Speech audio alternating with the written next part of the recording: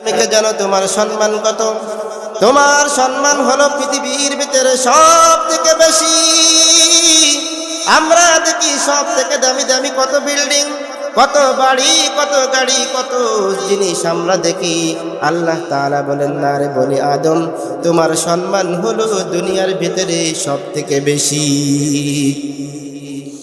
ওয়ালাকাদ কাররামনা বনি আদম, ওয়ালাকাদ কাররামনা বনি আদম, ওয়ালাকাদ কাররামনা বনি আদম وحملناهم في البر والبحر ورزقناهم من الطيبات وفضلناهم على كثير ممن خلقنا تفضيلا। আল্লাহ রব্বুল আলামিন বলেন, হে দুনিয়ার বনি আদম, আমি আল্লাহ রব্বুল আলামিন গোটা জগতের ভিতরে বনি আদমকেই করেছি সব থেকে সম্মানিত।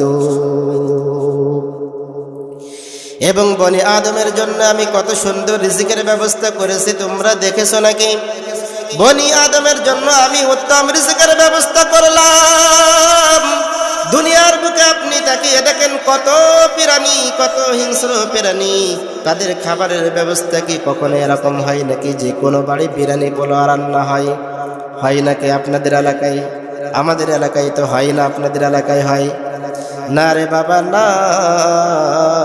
পৃথিবীতে কোনো প্রাণীর জন্য আলাদাভাবে সুন্দর আয়োজনের রান্না হয় না, অথচ বনি আদমের জন্য পিওর খাবারটা, সুন্দর খাবারটা আল্লাহ রব্বুল আলামিন রিজিক হিসেবে বরাদ্দ করে দিলেন।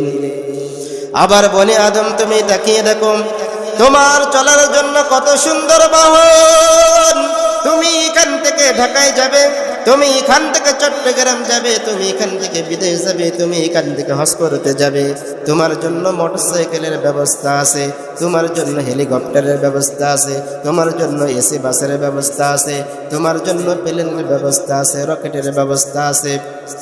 হে বনি আদম, তুমি যদি মনে করো আমি এখান থেকে হেঁটে কোথাও যাব না, তাও সম্ভব।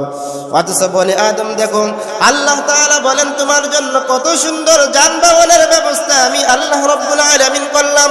এমন যানবাহনের ব্যবস্থা পৃথিবীতে আর কোন প্রাণীর জন্য আছে বলেন আপনারা? আছে নাকি? না রে বাবা, না। আল্লাহ তাআলা আমাদেরকে এত মায়া করেন, এত ভালোবাসেন, যে ভালোবাসার বিনিময়ে বনি আদমের সম্মান যেমন সবার উপরে, তেমনি তার চলাফেরার জন্য আল্লাহ রব্বুল আলামিন সুন্দর ব্যবস্থা করে দিয়েছেন। বলেন সুবহানাল্লাহ।